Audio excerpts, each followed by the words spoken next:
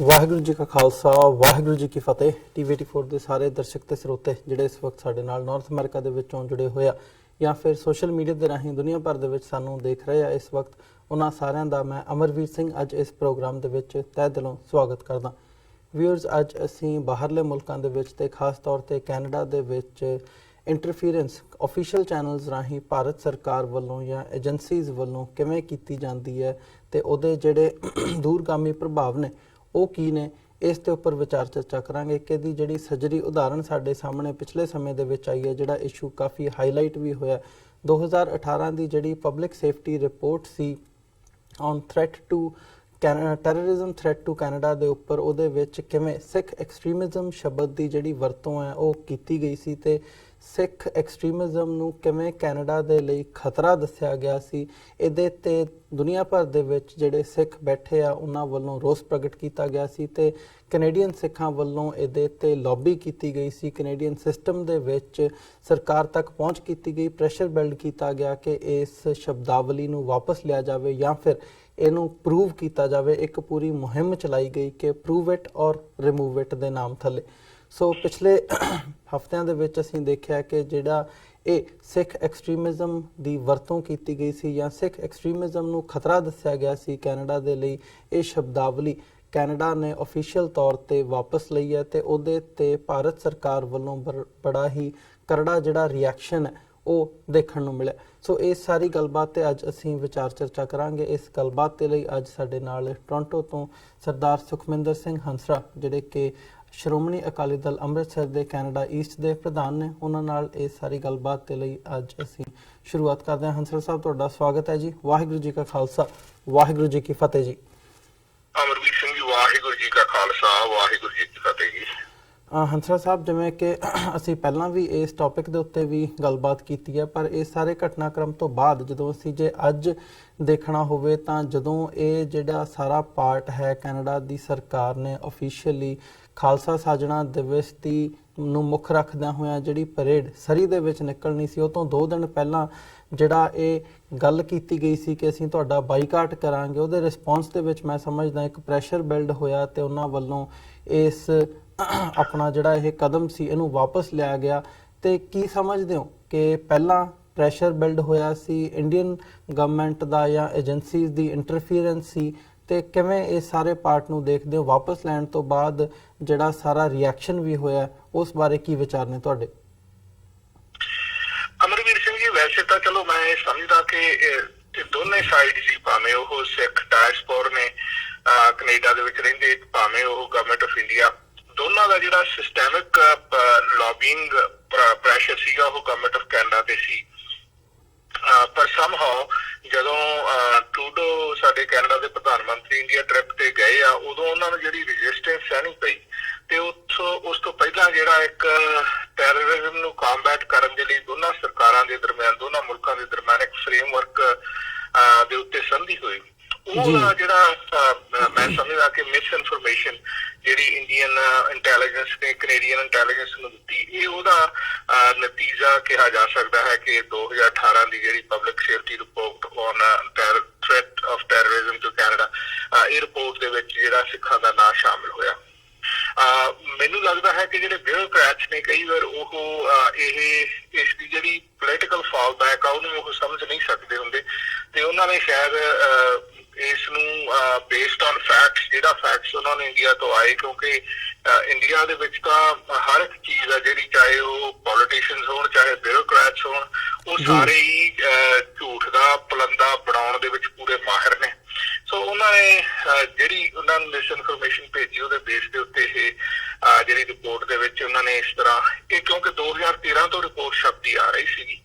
ਤੇ 2013, 14, 15, 16, 17 ਉਹਨਾਂ ਟਾਈਮਾਂ ਦੇ ਵਿੱਚ ਕੋਈ ਕਦੇ ਸਿੱਖ ਲਫ਼ਜ਼ ਵੀ ਨਹੀਂ ਆਇਆ, ਸਿੱਖਾਂ ਦਾ ਜ਼ਿਕਰ ਵੀ ਨਹੀਂ ਆਇਆ ਉਸ ਰਿਪੋਰਟ ਦੇ ਵਿੱਚ। ਤੇ 2018 ਦੇ ਵਿੱਚ ਆਲ ਆਫ ਸਡਨ ਐਡਾ ਵੱਡਾ ਦੋਸ਼ ਲਾ ਕੇ, ਪਿਨ ਪੁਆਇੰਟ ਕਰਕੇ,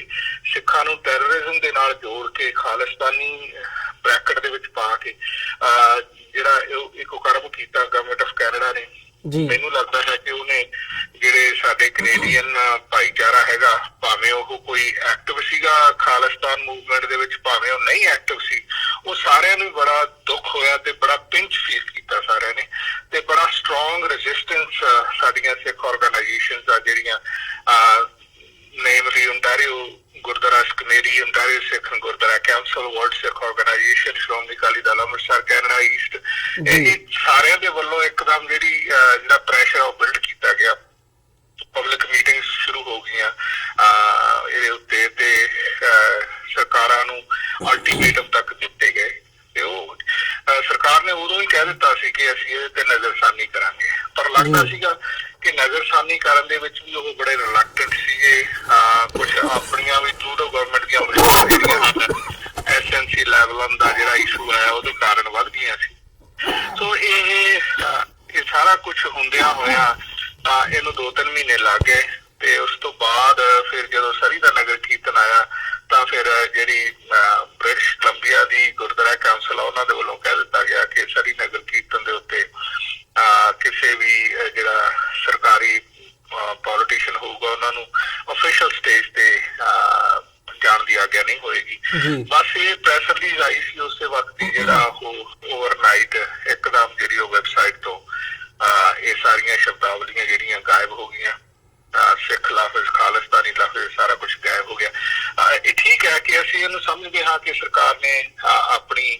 ਜਿਹੜੀ ਗਲਤੀ ਹੈ ਉਹਨੂੰ ਕੁਝ ਹੱਦ ਤੱਕ ਦਰੁਸਤ ਕੀਤਾ, ਪਰ ਉਹ ਮੁਕੰਮਲ ਦਰੁਸਤ ਨਹੀਂ ਕੀਤਾ। ਅਜੇ ਵੀ ਜਿਹੜੀ ਉੱਥੇ ਰਿਪੋਰਟ ਪਈ ਹੈ ਜਾਂ ਜੋ ਸ਼ਬਦਾਵਲੀ ਉਹਨਾਂ ਨੇ ਅਜੇ ਵੀ ਇਸਤੇਮਾਲ ਕੀਤੀ ਆ, ਉਹ ਵੀ ਜਿਹੜੀ ਸ਼ਬਦਾਵਲੀ ਆ ਉਹ ਬੇਸਿਕਲੀ ਸਿੱਖਾਂ ਦੇ ਉੱਤੇ ਹੀ ਪਿਨ ਪੁਆਇੰਟ ਕਰਦੀ ਆ। ਸੋ ਇਹ ਦੋ ਤਰ੍ਹਾਂ ਦੀ ਹੁਣ ਫਾਈਟ ਹੈ ਜਿਹੜੀ ਸਿੱਖਾਂ ਦੇ ਅਜੇ ਵੀ ਸਾਹਮਣੇ ਆ ਕੈਨੇਡਾ ਦੇ ਵਿੱਚ। ਇਹ ਕਿ ਉਹ ਰਿਪੋਰਟ ਕਿਸ ਤਰ੍ਹਾਂ ਓਰੀਜਨਲੀ ਕਿਹੜੀਆਂ ਕਾਰਨਾਂ ਕਰਕੇ ਜਾਂ ਕਿਹੜੀਆਂ ਮਜਬੂਰੀਆਂ ਕਾਰਨ ਗਵਰਨਮੈਂਟ ਆਫ ਕੈਨੇਡਾ ਨੂੰ ਉਹ ਰਿਪੋਰਟ ਉਸੇ ਲਿਖਣੀ ਪਈ, ਕਿਹੜੀਆਂ ਤਾਕਤਾਂ ਦੇ ਇਨਫਲੂਐਂਸ ਤੇ ਲਿਆ ਕੇ ਲਿਖੀ ਤੇ ਉਹ ਕਿਸ ਤਰ੍ਹਾਂ ਇਹ ਲਿਖ ਸਕਦੇ ਨੇ ਆਪਣੀ ਰਿਪੋਰਟ ਦੇ ਵਿੱਚ। ਕੈਨੇਡਾ ਦੀ ਰਿਪੋਰਟ, ਕੈਨੇਡਾ ਦੀ ਪਬਲਿਕ ਸੇਫਟੀ ਰਿਪੋਰਟ, ਉਹਦੇ ਵਿੱਚ ਲਿਖਿਆ ਹੋਇਆ ਵੀ ਜੇ ਕੋਈ ਤਾਕਤ ਵਾਇਲੈਂਟ ਢੰਗ ਦੇ ਨਾਲ ਭਾਰਤ ਦੇ ਟੋਟੇ ਕਰਨੇ ਚਾਹੂਗੀ ਅਸੀਂ ਉਹਨੂੰ ਉਹਨਾਂ ਨੂੰ ਥ੍ਰੈਟ ਸਮਝਾਂਗੇ ਨਾ। ਹੁਣ ਭਾਰਤ ਦੇ ਟੋਟੇ ਕਰਨਾ, ਉਹ ਜੇ ਕੋਈ ਹੋਰ ਕਿਸੇ ਮੁਲਕ ਦੇ ਟੋਟੇ ਕਰੇ ਤਾਂ ਉਹਨੂੰ ਫਿਰ ਕੈਨੇਡਾ ਦੀ ਗਵਰਨਮੈਂਟ ਵੱਖਰਾ ਫਿਰ ਪੈਰਾਗ੍ਰਾਫ ਦੇਊਗੀ। ਸੋ that itself ਉਸ ਤੋਂ ਲੱਗ ਰਿਹਾ ਹੈ ਕਿ ਹਾਲੇ ਨਾ ਕਿਤੇ ਜਿਹੜੀ ਭਾਰਤ ਸਰਕਾਰ ਦਾ ਅਸਰ ਆ ਉਹ ਕੈਨੇਡਾ ਗਵਰਨਮੈਂਟ ਨੇ ਕਬੂਲਿਆ ਹੋਇਆ ਤੇ ਉਹ ਤੋਂ ਬਿਲਕੁਲ ਹਜੇ ਉਹਨਾਂ ਨੇ ਖਹਿੜਾ ਨਹੀਂ ਛਡਾਇਆ। ਸੋ ਇਹ ਲੜਾਈ ਹੈ ਜਿਹੜੀ ਉਹ ਅਜੇ ਜਾਰੀ ਆ ਤੇ ਅਕਤੂਬਰ ਦੇ ਵਿੱਚ ਸਾਡੇ ਇਲੈਕਸ਼ਨ ਨੇ ਤੇ ਉਸ ਤੋਂ ਪਹਿਲਾਂ ਮੈਨੂੰ ਲੱਗਦਾ ਹੈ ਕਿ ਇੱਕ ਵਾਰੀ ਫੇਰ ਇਹ ਗੱਲ ਜਿਹੜੀ ਇਹ ਤੂਲ ਫੜੇਗੀ, ਇਹ ਗੱਲ ਇੱਕ ਵਾਰੀ ਫੇਰ ਲੋਕਾਂ ਦੇ ਜ਼ਿਹਨ ਦੇ ਵਿੱਚ ਦੁਬਾਰਾ ਉਭਰੇਗੀ ਤੇ ਫਿਰ ਗਵਰਨਮੈਂਟ ਆਫ ਕੈਨੇਡਾ ਨੂੰ ਇਹਤੇ ਨਜ਼ਰਸਾਨੀ ਕਰਨੀ ਪਏਗੀ। ਜੀ ਹੰਸਰਾ ਸਾਹਿਬ ਜੀ, ਜਿਵੇਂ ਤੁਸੀਂ ਇਹ ਗੱਲ ਕੀਤੀ ਹੈ ਕਿ ਉਹਨਾਂ ਨੇ ਜਿਹੜੇ ਸ਼ਬਦਾਵਲੀ ਵਾਪਸ ਜ਼ਰੂਰ ਲਈ ਹੈ, ਪਰ ਐਗਜ਼ੈਕਟਲੀ ਜਿਹੜੀ ਇਸ ਵਕਤ ਮੌਜੂਦਾ ਵਰਡਿੰਗ ਹੈ ਉਹ ਵੀ ਸਿੱਖਾਂ ਦੇ ਉੱਤੇ ਹੀ ਜਿਹੜਾ ਹੈ ਉਹ ਕੇਂਦਰ ਬਿੰਦੂ ਉਹਦਾ ਹੈ ਕਿ ਪੰਜਾਬ ਦੇ ਵਿੱਚ ਜਾਂ ਭਾਰਤ ਦੇ ਵਿੱਚ ਅੰਦਰੂਨੀ ਜੇ ਵਾਇਲੈਂਸ ਦੇ ਨਾਲ ਜਾਂ ਅਦਰਵਾਈਜ਼ ਕੋਈ ਭਾਰਤ ਨੂੰ ਤੋੜਨ ਦੀ ਕੋਸ਼ਿਸ਼ ਕੀਤੀ ਜਾਂਦੀ ਹੈ ਉਹਨੂੰ ਵੀ ਅਸੀਂ ਥ੍ਰੈਟ ਮੰਨਾਂਗੇ। ਸੋ ਇਹ ਜਿਹੜੀ ਇੱਕ ਲੌਬਿੰਗ ਦਾ ਨਤੀਜਾ ਹੈ, ਇੰਟਰਫੀਰੈਂਸ ਦਾ ਨਤੀਜਾ ਹੈ, ਇਹਦੇ ਬਿਹਾਈਂਡ ਜਦੋਂ ਅਸੀਂ ਦੇਖਦੇ ਹਾਂ ਤੇ ਇਹ ਇੱਕ ਤਾਂ ਇੱਕ ਬੜਾ ਵੱਡਾ ਸਵਾਲ ਹੈ ਕਿ ਇਹ ਇੰਟਰਫੀਰੈਂਸ ਕਿਸ ਲੈਵਲ ਤੱਕ ਹੈ। ਫਿਰ ਦੂਜੀ ਗੱਲ ਇਹ ਉੱਠਦੀ ਹੈ ਕਿ ਇਹਦੇ ਜਵਾਬ ਦੇ ਵਿੱਚ ਇਸ ਵਕਤ ਜਿਵੇਂ ਇੱਕ ਪ੍ਰੈਸ਼ਰ ਬਿਲਡ ਹੋਇਆ ਸਿੱਖ ਕੌਮ ਦੇ ਵੱਲੋਂ, ਭਾਵੇਂ ਉਹ ਜਿਹੜੀਆਂ ਆਰਗੇਨਾਈਜੇਸ਼ਨਸ ਨੇ, ਗੁਰਦੁਆਰਾ ਸਾਹਿਬਾਨਾਂ ਦੀਆਂ ਕਮੇਟੀਆਂ ਨੇ, ਉਹਨਾਂ ਦੇ ਵੱਲੋਂ, ਤੇ ਇਸ ਵਕਤ ਉਸ ਪ੍ਰੈਸ਼ਰ ਨੂੰ ਅੱਗੇ ਲੈ ਕੇ ਜਾਣ ਦੇ ਲਈ ਕੀ ਕਰਨ ਦੀ ਲੋੜ ਹੈ? ਬੇਸਿਕਲੀ ਇਹ ਸਾਰੇ ਦਾ ਸਾਰਾ ਅਮਰਵੀਰ ਸਿੰਘ ਕਿਉਂਕਿ ਹੁਣ ਸਾਡੇ ਇਲੈਕਸ਼ਨ ਦਾ ਇਹ ਇਲੈਕਸ਼ਨ ਦੇ ਦੌਰਾਨ ਜਿਹੜੇ ਪੋਲੀਟੀਸ਼ੀਅਨਸ ਹੁੰਦੇ ਨੇ ਉਹਨਾਂ ਦਾ ਦਿਲ ਦਿਮਾਗ ਜਿਹੜਾ ਖੁੱਲਾ ਹੁੰਦਾ ਤੇ need your support and you have the power. Basically October ਦੇ ਵਿੱਚ ਇਲੈਕਸ਼ਨਸ ਨੇ, ਸੋ ਇਹ ਹੁਣ ਜੂਨ ਤੋਂ ਬਾਅਦ ਜੁਲਾਈ ਅਗਸਤ ਦੇ ਵਿੱਚ ਜਿਹੜੀ ਇਲੈਕਸ਼ਨ ਦਾ ਗੀਅਰ ਆ ਉਹ ਪੈ ਜਾਣਾ ਤੇ ਉਸ ਦੇ ਦੌਰਾਨ ਇਸ ਜਿਹੜੀ ਮੂਵਮੈਂਟ ਆ ਇਹਨੂੰ ਇੰਟੈਂਸੀਫਾਈ ਸਾਡੀਆਂ ਆਰਗੇਨਾਈਜੇਸ਼ਨਸ ਵੱਲੋਂ ਕਰਨ ਦੀ ਸੋਚ ਰਹੇ ਆ ਤਾਂ ਕਿ ਇਹ ਜਿਹੜੇ ਸਾਡੇ ਸਵਾਲ ਰਿਮੇਨਸ ਨੇ, ਜਿਹੜੇ ਸਾਡੇ ਸਵਾਲ ਰਹਿੰਦੇ ਨੇ, ਉਹ ਅਸੀਂ ਗਵਰਨਮੈਂਟ ਆਫ ਕੈਨੇਡਾ ਨੂੰ ਪਿਨ ਪੁਆਇੰਟ ਕਰਕੇ ਉਹਨਾਂ ਤੋਂ ਪੁੱਛ ਸਕੀਏ ਜਾਂ ਫਿਰ ਘੱਟੋ ਘੱਟ ਜਿਹੜੀਆਂ ਦੂਸਰੀਆਂ ਦੋ ਵੱਡੀਆਂ ਪੋਲੀਟੀਕਲ ਪਾਰਟੀਆਂ ਉਹਨਾਂ ਤੋਂ ਵੀ ਇਸ ਚੀਜ਼ ਦੀ ਸ਼ੋਰਟੀ ਲੈ ਸਕੀਏ ਕਿ ਅਗਰ ਉਹ ਗਵਰਨਮੈਂਟ ਫਾਰਮ ਕਰਦੀਆਂ ਨੇ ਜਾਂ ਉਹ ਅਗਰ ਪਾਵਰ ਦੇ ਵਿੱਚ ਆਉਂਦੀਆਂ ਨੇ ਤਾਂ ਉਹਨਾਂ ਦਾ ਫਿਰ ਇਹੋ ਜਿਹੀ ਸ਼ਬਦਾਵਲੀ ਜਾਂ ਇਹੋ ਜਿਹੇ ਇਨਫਲੂਐਂਸ ਜਿਹੜਾ ਭਾਰਤ ਸਰਕਾਰ ਦੀ ਇੰਟਰਫੀਰੈਂਸ ਆ ਉਹਦੇ ਬਾਰੇ ਉਹਨਾਂ ਦਾ ਕੀ ਸਟੈਂਡ ਹੋਏਗਾ। ਸੋ ਇਹ ਬੇਸਿਕ ਜਿਹੜੇ ਜਿਹੜੇ ਬੇਸਿਕ ਸਵਾਲ ਨੇ ਇਹ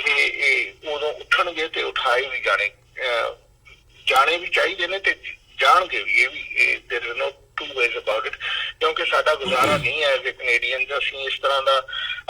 ਜਿਹੜਾ ਇੰਟਰਫੀਅਰੈਂਸ ਹੈ ਗਵਰਨਮੈਂਟ ਆਫ ਇੰਡੀਆ ਬਰਦਾਸ਼ਤ ਹੀ ਨਹੀਂ ਕਰ ਸਕਦੇ। ਲੇਟਲੀ ਤਾਂ ਹੁਣ ਅਮਰਵੀਰ ਸਿੰਘ ਜੀ, ਜੇ ਆਪਾਂ ਸਿਰਫ ਇੰਟਰਫੀਅਰੈਂਸ ਦੀ ਗੱਲ ਕਰੀਏ, 2017 ਦੇ ਵਿੱਚ ਇੱਥੇ ਪੀਸੀ ਪਾਰਟੀ ਦੀ ਇੱਕ ਨੋਮੀਨੇਸ਼ਨ ਹੋਈ ਸੀਗੀ ਹੈਮਿਲਟਨ ਵੈਂਕੂਵਰ ਦੇ ਵਿੱਚ, ਸਾਡੇ ਨਾਲ ਹੀ ਟੋਰਾਂਟੋ ਤੋਂ ਨਾਇਗਰਾ ਫਾਲ ਨੂੰ ਜਾਂਦੇ ਅੱਜ ਹੈਮਿਲਟਨ ਸ਼ਹਿਰ ਆਉਂਦਾ। ਉੱਥੇ ਆਪਣਾ ਇੱਕ ਕੈਨੇਡੀਅਨ ਬੌਰਨ ਅੰਮ੍ਰਿਤਧਾਰੀ ਸਿੱਖ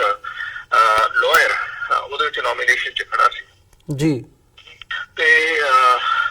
ਉਹ ਪੀਸੀ ਪਾਰਟੀ ਦੇ ਲੀਡਰ ਨੇ ਆਪਣੀ ਪਾਰਟੀ ਨੂੰ ਕਹਿ ਕੇ ਕਿਹਾ ਵੀ ਇਹਨੂੰ ਤੁਸੀਂ ਹਰਾਉਣਾ, ਇਹਨੂੰ ਜਿਤਾਇਆ ਨਹੀਂ ਜਾ ਸਕਦਾ। ਜਦੋਂ ਉੱਥੇ ਬੈਲਟ ਸਟਫਿੰਗ ਹੋਈ, ਬਿਲਕੁਲ ਜੋ ਜਿਸ ਤਰ੍ਹਾਂ ਆਪਾਂ ਇੰਡੀਆ ਦੇ ਵਿੱਚ ਕਹਿੰਦੇ ਹੁੰਦੇ ਆ ਕਿ ਬੈਲਟ ਲਿਆ ਕੇ ਕਿਸੇ ਨੇ ਜਾ ਕੇ ਥੱਬਾ ਬੈਲਟ ਦਾ ਕਿਸੇ ਦੀ ਡੱਬੇ ਵਿੱਚ ਪਾ ਕੇ ਦੂਸਰੇ ਬੰਦੇ ਨੂੰ ਜਿਤਾ ਦਿੱਤਾ। ਪਰ ਉਹ ਲਾਇਰ ਸੀਗਾ ਮੁੰਡਾ ਤੇ ਉਹਨੇ ਦੇਖਿਆ ਵੀ ਇੰਨੀਆਂ ਵੋਟਾਂ ਪਈਆਂ ਨਹੀਂ ਹੈਗੀਆਂ, ਵੋਟਾਂ ਡੱਬੇ ਚੋਂ ਵੱਧ ਨਿਕਲੀਆਂ। ਸੋ ਉਹਨਾਂ ਨੇ ਉਹ ਪੁਲਿਸ ਰਿਪੋਰਟ ਫਾਈਲ ਕਰ ਦਿੱਤੀ ਤੇ ਉਹਦੀ 2-2.5 ਸਾਲ ਲਗਾਤਾਰ ਇਨਵੈਸਟੀਗੇਸ਼ਨ ਚੱਲੀ। ਉਸ ਇਨਵੈਸਟੀਗੇਸ਼ਨ ਦੇ ਵਿੱਚੋਂ ਸਾਹਮਣੇ ਇਹ ਆਇਆ ਕਿ ਜਿਹੜਾ ਪ੍ਰੋਗਰੈਸਿਵ ਕੰਜ਼ਰਵੇਟਿਵ ਦਾ ਲੀਡਰ ਸੀ ਸਾਡੇ ਓਨਟਾਰੀਓ ਦਾ, ਉਹਨੇ ਇਹ ਗੱਲ ਐਡਮਿਟ ਕੀਤੀ ਕਿ ਮੇਰੇ ਉੱਤੇ ਇੰਡੀਅਨ ਕਾਉਂਸਲੇਟ ਦਾ ਬਹੁਤ ਜ਼ਿਆਦਾ ਪ੍ਰੈਸ਼ਰ ਸੀ ਕਿ ਮੈਂ ਇਸ ਨੌਜਵਾਨ ਨੂੰ, ਜਿਹੜਾ ਸਿੱਖ ਕੈਂਡੀਡੇਟ ਸੀ, ਉਹਨੂੰ ਨਾ ਜਿੱਤਣ ਦੇਵਾਂ। ਇਹ ਫਿਰ ਗੱਲ ਗਲੋਬਲ, ਪਹਿਲਾਂ ਤਾਂ ਪਾਰਟੀ ਨੇ ਇਹਨੂੰ ਇਹਦੇ ਉੱਤੇ ਬੈਨ ਲਵਾਤਾ ਵੀ ਇਹ ਪਬਲਿਕ ਦੇ ਵਿੱਚ ਪਬਲਿਸਾਈਜ਼ ਨਾ ਹੋ ਸਕੇ, ਪਬਲਿਕੇਸ਼ਨ ਬੈਨ ਲਗਾਤਾ। ਫਿਰ ਸਾਡਾ ਸਭ ਤੋਂ ਵੱਡਾ ਪੇਪਰ ਆ ਕੈਨੇਡਾ ਦਾ ਗਲੋਬਲ ਮੇਲ, ਉਸਨੇ ਕੋਰਟ ਦੇ ਵਿੱਚ ਦਾਅਵਾ ਕੀਤਾ ਕਿ ਇਹ ਪਬਲਿਕ ਇੰਟਰਸਟ ਦੀ ਗੱਲ ਆ, ਇਹਨੂੰ ਛਾਪਣ ਦੀ ਇਜਾਜ਼ਤ ਹੋਣੀ ਚਾਹੀਦੀ। ਤੇ ਉਹਨਾਂ ਨੇ ਕੇਸ ਜਿੱਤ ਲਿਆ ਤੇ 2 ਹਫ਼ਤੇ ਪਹਿਲਾਂ ਉਹਨਾਂ ਨੇ ਰਿਪੋਰਟ ਛਾਪ ਦਿੱਤੀ। ਰਿਪੋਰਟ ਉਹਨਾਂ ਨੇ ਫਰੰਟ ਪੇਜ ਤੇ ਛਾਪੀ ਕਿ ਪੀਸੀ ਪਾਰਟੀ ਦੇ ਲੀਡਰ ਦੇ ਉੱਤੇ ਇੰਡੀਅਨ ਕਾਉਂਸਲ ਜਰਨਲ ਦਾ ਇੰਨਾ ਪ੍ਰੈਸ਼ਰ ਸੀ ਕਿ ਉਸਨੇ ਕ੍ਰਾਈਮ ਕਮਿਟ ਕੀਤਾ, ਫਰਾਡ ਕਰਕੇ ਇੱਕ ਨੌਜਵਾਨ ਨੂੰ, ਇੱਕ ਸਿੱਖ ਉਮੀਦਵਾਰ ਨੂੰ ਹਰਾਇਆ। ਸੋ ਇਸ ਰਿਪੋਰਟ ਤੋਂ ਬਾਅਦ ਹੁਣ ਫਿਰ ਕਾਲ ਦੁਹਰਾਈਆਂ ਗਈਆਂ। ਪਹਿਲਾਂ ਵੀ ਅਸੀਂ ਤਾਂ ਕਾਲਸ ਪਹਿਲਾਂ ਵੀ ਦੇ ਚੁੱਕੇ ਸੀਗੇ ਕਿ ਕਾਉਂਸਲ ਜਨਰਲ ਨੂੰ ਕੈਨੇਡਾ ਦੇ ਵਿੱਚੋਂ ਐਕਸਪੈਲ ਕੀਤਾ ਜਾਏ, ਕਿਉਂਕਿ ਜਗਮੀਤ ਸਿੰਘ ਹੋਰਾਂ ਨੂੰ ਜਦੋਂ ਉਹ ਲੀਡਰ ਬਣੇ ਸੀ ਉਦੋਂ ਵੀ ਇਹਨਾਂ ਦਾ ਇੰਟਰਫੀਅਰੈਂਸ ਸਾਹਮਣੇ ਆਈ ਸੀ। ਫਿਰ ਬਰੈਂਪਟਨ ਦੇ ਵਿੱਚ ਪਵੇਲੀਅਨ ਦੇ ਸਾਹਮਣੇ, ਪਵੇਲੀਅਨ ਦੇ ਵੇਲੇ ਜਦੋਂ ਪੰਜਾਬੀ ਪਵੇਲੀਅਨ ਉਹਨਾਂ ਨੇ ਕਰਵਾਇਆ ਉਦੋਂ ਵੀ ਸਾਹਮਣੇ ਆਈ ਸੀ। ਅਸੀਂ ਉਦੋਂ ਵੀ ਕਾਲ ਦਿੱਤੀ ਸੀ ਕਿ ਇਹਨੂੰ ਐਕਸਪੈਲ ਕੀਤਾ ਜਾਏ। ਤੇ ਐਕਸਟਰਨਲ ਅਫੇਅਰਸ ਮਿਨਿਸਟਰ ਕੈਨੇਡਾ ਦੀ ਜਿਹੜੀ, ਉਦੋਂ ਉਹਨਾਂ ਨੇ ਅਖਬਾਰਾਂ ਦੇ ਵਿੱਚ ਇਹ ਇੰਡੀਅਨ ਕਾਉਂਸਲ ਜਨਰਲ ਨੂੰ ਅਤੇ ਇੰਡੀਅਨ ਹਾਈ ਕਮਿਸ਼ਨਰ ਦੇ ਸਟਾਫ ਨੂੰ ਸੋਰਟ ਆਫ ਝਾੜ ਪਾਈ ਸੀ, ਵਾਰਨਿੰਗ ਕੀਤੀ ਸੀ ਕਿ ਤੁਸੀਂ ਕੈਨੇਡੀਅਨ ਅਫੇਅਰਸ ਦੇ ਵਿੱਚ ਇਸ ਤਰ੍ਹਾਂ ਦਖਲਅੰਦਾਜ਼ੀ ਕਰਨੀ ਬੰਦ ਕਰੋ। ਸੋ ਹੁਣ ਦੁਬਾਰਾ ਫੇਰ ਇਹ ਕਾਲ ਰਿਵਿਊ ਹੋ ਰਹੀ ਹੈ ਤੇ ਕੁਝ ਸਾਨੂੰ ਪਤਾ ਵੀ ਲੱਗ ਰਿਹਾ ਕਿ ਉਹ ਜੂਨ ਦੇ ਦੌਰਾਨ ਜਿਹੜਾ ਕਾਉਂਸਲ ਜਨਰਲ ਉਹ ਇੱਥੋਂ ਰੁਖਸਤ ਹੋ ਰਿਹਾ, ਭਾਵੇਂ ਕਿਹਾ ਤਾਂ ਇਹ ਜਾ ਰਿਹਾ ਕਿ ਉਹਦਾ ਟੈਂਡਰ ਖਤਮ ਹੋ ਰਿਹਾ, ਪਰ ਨਾਲ ਇਹ ਵੀ ਪਤਾ ਸਾਨੂੰ ਲੱਗਿਆ ਕਿ ਐਕਚੁਅਲੀ ਉਹਨਾਂ ਨੂੰ 1 ਸਾਲ ਦੀ ਐਕਸਟੈਂਸ਼ਨ ਮਿਲੀ ਹੋਈ ਸੀ, ਪਰ ਆਹ ਰਿਪੋਰਟ ਛਪਣ ਤੋਂ ਬਾਅਦ ਜਿਹੜੀ ਉਹ ਕੈਂਸਲ ਕਰਕੇ ਉਹਨੂੰ ਇੱਥੋਂ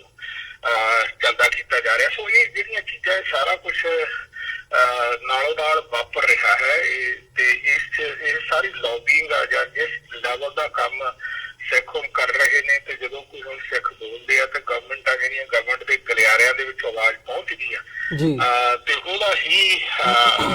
ਖਮਿਆਜ਼ਾ ਉਹਨਾਂ ਨੂੰ ਭੁਗਤਣਾ ਪੈ ਰਿਹਾ। ਪਰ ਮੈਂ ਇਹ ਨਾਲ ਦੀ ਨਾਲ ਤੁਹਾਨੂੰ ਇਹ ਵੀ ਦੱਸਣਾ, ਮੈਨੂੰ ਕੋਈ ਸ਼ਰਮ ਨਹੀਂ ਹੈ ਕਿ ਉਹਨਾਂ ਦੇ ਵੱਲੋਂ ਵੀ ਪ੍ਰੈਸ਼ਰ ਪੂਰਾ ਐਕਸਟੈਂਸਿਵ ਕੀਤਾ ਹੈ। ਉਹਨਾਂ ਦੀ ਲੌਬੀ ਐਫਰਟਸ ਆ ਜਿਹੜੀਆਂ, ਉਹ ਸਰਕਾਰਾਂ ਦੀਆਂ, ਉਹਨਾਂ ਕੋਲ ਰਿਸੋਰਸਿਸ ਨੇ, ਉਹਨਾਂ ਕੋਲ ਹਰ ਚੀਜ਼ ਹੈ, ਉਹ ਵੀ ਕਾਫੀ ਅਸਰਦਾਇਕ ਆ ਤੇ ਸਾਨੂੰ ਉਹਨਾਂ ਦੇ ਨਾਲ ਲੜਨ ਦੀ ਮੁਸ਼ਕਲ ਜ਼ਰੂਰ ਆ ਰਹੀ ਹੈ। ਪਰ ਇਹ ਨਹੀਂ ਹੈ ਕਿ ਉਹ ਪਾਣੀ ਸਿਰ ਦੇ ਉੱਤੋਂ ਦੀ ਹਲੇ ਤੱਕ ਲੰਘਿਆ ਹੈ। ਮੈਨੂੰ ਲੱਗਦਾ ਨਹੀਂ ਹੈ ਕਿ ਉਹ ਲੰਘੇਗਾ, ਕਿਉਂਕਿ ਉਹ ਗਲਤ ਨੇ, ਉਹਨਾਂ ਦਾ ਰੋਡ ਕੋਈ ਨਹੀਂ ਬਣਦਾ। ਸਾਡੇ ਗਲੋਬਲ ਅਫੇਅਰਸ ਕੈਨੇਡਾ ਜਿਹੜੀਆਂ ਕਾਉਂਸਲਰ ਸਰਵਿਸਿਜ਼ ਨੂੰ ਇੱਥੇ ਮੋਨੀਟਰ ਕਰਦੀਆਂ ਨੇ, ਉਸ ਏਜੰਸੀ ਨੇ ਮੈਨੂੰ ਲਿਖ ਕੇ, ਜਦੋਂ ਮੈਂ ਉਹਨਾਂ ਨੂੰ ਚਿੱਠੀ ਪਾਈ ਸੀ, ਮੈਨੂੰ ਲਿਖ ਕੇ ਕਨਫਰਮ ਕੀਤਾ ਸੀ ਕਿ ਕਾਉਂਸਲਰ ਸਰਵਿਸਿਜ਼ ਆ ਜਿਹੜੀਆਂ, ਇਹਨਾਂ ਨੂੰ ਪ੍ਰਿਵਿਲੇਜਸ ਹੈਗੀਆਂ, ਪਰ ਇਹਨਾਂ ਨੂੰ ਇਹ ਕੋਈ ਪ੍ਰਿਵਿਲੇਜ ਨਹੀਂ ਹੈ ਕਿ ਕੈਨੇਡੀਅਨ ਅਫੇਅਰਸ ਦੇ ਵਿੱਚ ਕੋਈ ਦਖਲਅੰਦਾਜ਼ੀ ਕਰ ਲੈ। ਹੰਸਰਾ ਸਾਹਿਬ, ਜਿਵੇਂ ਤੁਸੀਂ ਇਹ ਸਾਰੇ ਪਾਰਟ ਨੂੰ ਬਿਆਨ ਕੀਤਾ, ਇੰਟਰਫੀਅਰੈਂਸ ਕਿਸ ਹੱਦ ਤੱਕ ਹੈ ਤੇ ਕਿਸ ਲੈਵਲ ਤੱਕ ਹੈ, ਇਹਦੀਆਂ ਉਦਾਹਰਨਾਂ ਸਾਡੇ ਸਾਹਮਣੇ ਪਿਛਲੇ ਸਾਲਾਂ ਦੇ ਵਿੱਚ ਕਈ ਵਾਰ ਸਾਡੇ ਸਾਹਮਣੇ ਆਈਆਂ ਨੇ, ਐਗਜ਼ਾਮਪਲਸ ਤੁਸੀਂ ਵੀ ਕੋਟ ਕੀਤੀਆਂ ਨੇ। ਤੇ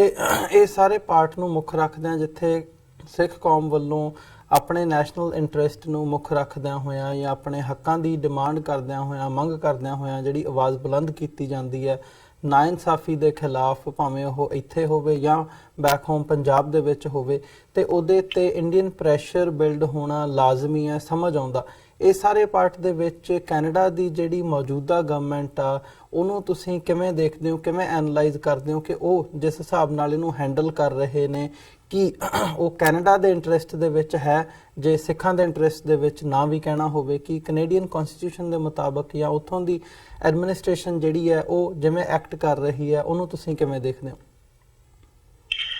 ਦੇਖੋ ਇੱਥੋਂ ਦੀ ਜਿਹੜੀ ਮੈਨੇਜਮੈਂਟ ਹੈ ਜਾਂ ਇੱਥੋਂ ਦੀ ਗਵਰਨਮੈਂਟ ਲਾ ਲਓ ਫੋਰ ਐਗਜ਼ਾਮਪਲ, ਉਹ ਤਾਂ ਕਈ ਵਾਰ ਇਸ ਮਸਲੇ ਦੇ ਵਿੱਚ ਕਨਫਿਊਜ਼ ਹੋ ਜਾਂਦੇ ਆ, ਕਿਉਂਕਿ ਲਾਅ ਜਿਹੜਾ ਹੈ ਉਹ ਬਿਲਕੁਲ ਸਾਨੂੰ ਪ੍ਰੋਹਿਬਿਟ ਨਹੀਂ ਕਰਦਾ ਕਿ ਅਸੀਂ ਖਾਲਿਸਤਾਨ ਜਾਂ ਫਿਰ ਆਪਣਾ ਕੋਈ ਪੋਲੀਟੀਕਲ ਵਿਊ ਨਹੀਂ ਰੱਖ ਸਕਦੇ, as long as you are doing it in very civilized manners। Canada ਦੇ ਵਿੱਚ ਇੱਕਾ ਦੁੱਕਾ ਕੁਝ ਘਟਨਾਵਾਂ ਜ਼ਰੂਰ ਸ਼ੁਰੂ ਤੋਂ ਵਾਪਰੀਆਂ ਸਨ, ਤੇ ਬਹੁਤ ਸਾਰੀਆਂ ਜਿਹੜੀਆਂ ਘਟਨਾਵਾਂ ਨੇ ਉਹਨੂੰ ਘਟਨਾਉਣ ਦੇ ਵਿੱਚ ਵੀ ਗਵਰਨਮੈਂਟ ਆਫ ਇੰਡੀਆ ਦਾ ਹੱਥ ਰਿਹਾ ਹੈ, ਤੇ ਉਹ ਗਵਰਨਮੈਂਟ ਆਫ ਕੈਨੇਡਾ ਸਾਰਾ ਕੁਝ ਜਾਣਦੀ ਹੈ। ਈਵਨ 에ਅਰ ਇੰਡੀਆ ਦਾ ਐਪੀਸੋਡ ਆ ਜਿਹੜਾ, ਉਹ ਗਵਰਨਮੈਂਟ ਆਫ ਕੈਨੇਡਾ ਜਾਣਦੀ ਹੈ ਕਿ 에ਅਰ ਇੰਡੀਆ ਦਾ ਐਪੀਸੋਡ ਆ ਜਿਹੜਾ ਉਹ ਬੇਸਿਕਲੀ ਉਹਦੇ ਪਿੱਛੇ ਕੀ ਘਟਨਾ ਵਾਪਰੀ ਸੀ। ਪਰ ਕਿਉਂਕਿ ਕੈਨੇਡਾ ਬੜਾ ਇੱਕ ਕਮਜ਼ੋਰ ਤਬੀਅਤ ਦਾ ਲਾ ਲਓ ਤੁਸੀਂ, ਜਾਂ ਨਰਮ ਤਬੀਅਤ ਦਾ ਮੁਲਕ ਲਾ ਲਓ, ਇਹ ਬਾਬਰ ਕੇ ਦੇ ਵੱਡੇ ਮੁਲਕ ਦੇ ਨਾਲ ਸ਼ਾਇਦ ਅਜੇ ਦੁਸ਼ਮਣੀ ਲੈਣ ਨੂੰ ਤਿਆਰ ਨਹੀਂ ਹੈ। ਪਰ ਦੂਸਰੇ ਪਾਸੇ ਉਹ ਆਪਣਾ ਆਪਣੀ ਇੰਟੈਗ੍ਰਿਟੀ ਆ, ਉਹਨੂੰ ਆਪਣੀ ਸੌਵਰਨਟੀ ਆ, ਉਹਨੂੰ ਮੇਨਟੇਨ ਰੱਖਣ ਦੀ ਖਾਤਰ ਉਹ ਗਾਹੇ ਵਗਾਹੇ ਯਾਦ ਵੀ ਕਰਵਾਉਂਦੇ ਰਹਿੰਦੇ ਨੇ। ਜਿਸ ਤਰ੍ਹਾਂ ਸਟੀਫਨ ਹਾਰਪਰ ਨੇ ਇੰਡੀਆ ਦੇ ਵਿੱਚ ਉੱਥੇ ਖੜ ਕੇ ਉਹਨਾਂ ਦੇ ਮੀਡੀਆ ਦੇ ਸਾਹਮਣੇ ਕਿਹਾ ਸੀ ਕਿ ਮੇਰੇ ਮੁਲਕ ਦੇ ਵਿੱਚ, ਕੈਨੇਡਾ ਦੇ ਵਿੱਚ ਖਾਲਿਸਤਾਨ ਦੀ ਗੱਲ ਕਰਨੀ ਕੋਈ ਜ਼ੁਰਮ ਨਹੀਂ ਹੈ, ਉਹ ਕਰ ਸਕਦੇ ਨੇ, ਭਾਵੇਂ ਅਸੀਂ ਪਸੰਦ ਕਰਦੇ ਹਾਂ ਜਾਂ ਨਹੀਂ ਕਰਦੇ। ਅਮਰਵੀਰ ਸਿੰਘ, ਅਸੀਂ ਇਹ ਵੀ ਸਮਝਦੇ ਹਾਂ, ਕਿਉਂਕਿ ਅਸੀਂ ਹੁਣ ਸਾਰੀ ਜ਼ਿੰਦਗੀ ਕੈਨੇਡਾ ਦੇ ਵਿੱਚ ਹੀ ਬਿਤਾਈ ਆ, ਕਿ ਜਿਹੜੀਆਂ ਗਵਰਨਮੈਂਟਸ ਹੁੰਦੀਆਂ ਇਹ ਕੋਈ ਕੈਨੇਡਾ ਦੀਆਂ ਮਾਲਕ ਨਹੀਂ ਹੈ, ਇਹ ਤਾਂ ਮੈਨੇਜਮੈਂਟ ਨੇ, ਇਹ ਤਾਂ ਮੈਨੇਜਰ ਰੱਖੀਆਂ ਜਾਂਦੀਆਂ ਨੇ 4 ਸਾਲ ਦੀ ਖਾਤਰ। ਗਵਰਨਮੈਂਟ ਆਫ ਕੈਨੇਡਾ ਕਿਸੇ ਨੂੰ ਇਹ ਨਹੀਂ ਦੱਸ ਸਕਦੀ ਕਿ ਕਨਸਟੀਟਿਊਸ਼ਨ ਭਾਵੇਂ ਆਹ ਕੁਛ ਕਹਿੰਦਾ, ਇਹ ਕੋਈ ਇੰਡੀਆ ਨਹੀਂ ਹੈ ਕਿ ਕਨਸਟੀਟਿਊਸ਼ਨ ਜਾਂ ਲਾਅ ਕੁਛ ਵੀ ਕਹੀ ਜਾਵੇ ਚੱਕ ਕੇ ਇੱਥੇ ਰੱਖ ਦੇਣੇ, ਅੰਦਰ ਸਿੱਟ ਦੇਣਾ, ਤੁਹਾਨੂੰ ਕਿਸੇ ਨੇ ਪੁੱਛਣਾ ਹੀ ਨਹੀਂ ਹੈ। ਕੈਨੇਡਾ ਵਰਗੇ ਮੁਲਕਾਂ ਦੇ ਵਿੱਚ ਐਸਾ ਪੋਸੀਬਲ ਨਹੀਂ ਹੈ।